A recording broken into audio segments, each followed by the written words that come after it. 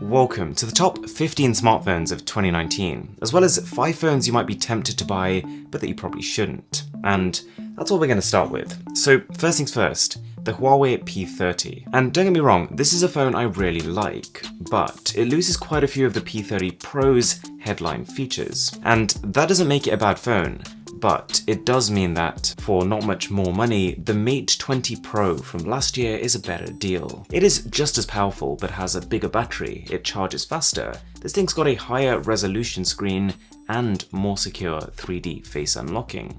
Sony's new Xperia 1 is a phone I really wanted to like, because it's just kinda cool with this ultra-wide cinema-style display. But after 10 minutes with it, I can already say that for most content, that screen space is just not being used very efficiently. The battery life as well is just not in line with a 6.5-inch 4K display. It's gonna die fast. You've then got the LG G8 ThinQ, and I just think the company's missed the mark on this one. Its headline features are pretty gimmicky, and whilst it is an all-round solidly spec'd phone, you can do better for the money, as you're about to see. We've got the BlackBerry Key 2 over here, and there is a market for this phone, it's just very niche. They've built a device that runs on Android, but with a screen that's too small and too short to take advantage of it. Not to mention, the main selling point here is this physical keyboard, which will appeal to a very specific kind of consumer, but the vast majority now would benefit more from the conveniences of an adaptable virtual keyboard. And finally, the last phone that you might be tempted to buy but that you should probably avoid is the Galaxy Note 9. Don't get me wrong, I loved the Note 9 and it was a great phone when it released, but right now, unless you need that S Pen, the Galaxy S10 Plus improves in so many ways that it's tough to recommend its slower, bulkier cousin. And if you did want a cheaper Samsung alternative, then the Galaxy S9 Plus right now is cheaper and inherently much better value. Alright, now for the top 15, and I have arranged them in a rough order, but any phone in this list is going to be one I can safely recommend. So, to start with, in 15th place, the Nokia 9 PureView. This right here is a flawed phone. It's using a last generation chipset, its camera takes ages to process shots, we've got these chunky bezels around the display, and yet, it is the phone I find myself reaching for when taking a lot of landscape shots. Its Penta camera setup is intriguing, and I'd be using it because I was almost excited by how the end image could turn out. Plus, so far at least, it's been getting pretty regular software updates, and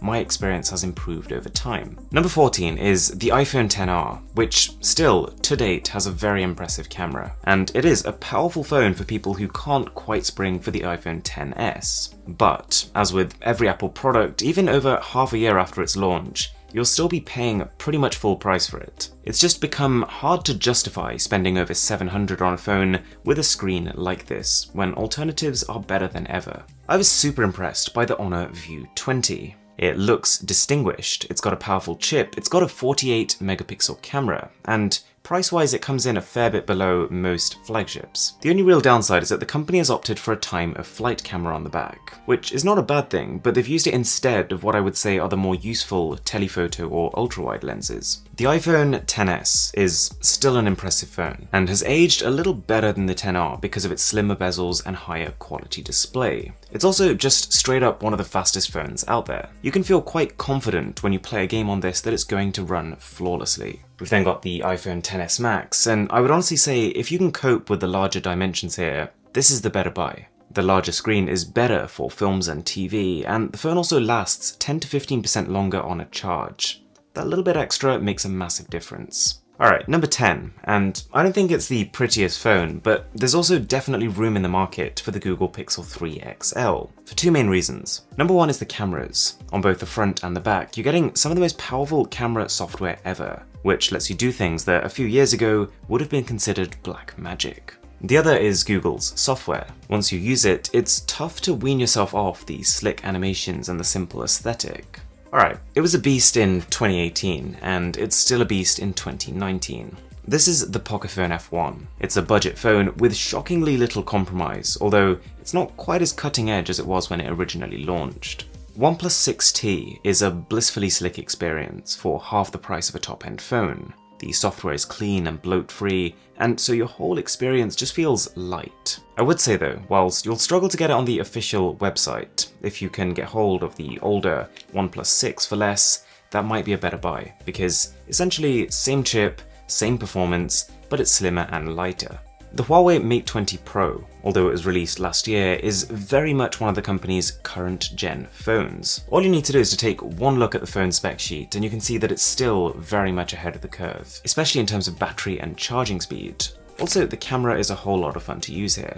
Then we've got the Redmi Note 7 Pro, a budget phone, and you can tell it's not a flagship, but also there is very little to complain about. It's using the brand new Snapdragon 675 chip for very much upper mid-range performance, has a weighty 4000 mAh battery, and of course a 48 megapixel camera. It's really rather good. Alright, we're in the top 5, things are getting serious, and in 5th place we've actually got two joint phones. That's the Galaxy S10 and the Galaxy S10e. They're both amazing, but at the same time both for quite different consumers. The S10 is a little larger, it's targeted as a more premium offering, with more cameras, a curved display, and a bigger battery. But then the S10e is sold as the more practical variant. I like how it still has the stereo speakers and the display quality of its higher-end cousins, and that they've made sensible compromises, like switching the ultrasonic in-display fingerprint scanner to the still very fast side-mounted one. The Xiaomi Mi 9 is basically the cheapest full-scale 2019 flagship you can buy right now, and aside from a slightly underwhelming battery,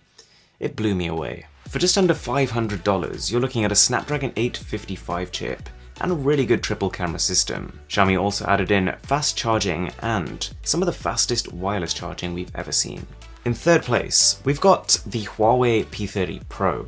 And this is a phone that truly excels in 3 key areas. You've got the camera zoom, you've got the camera at night, and you've got battery and charging. And by excel, I honestly mean it is so good it will constantly surprise you. At the same time though, it does have a couple of areas like its display and its speaker quality that are very forgettable.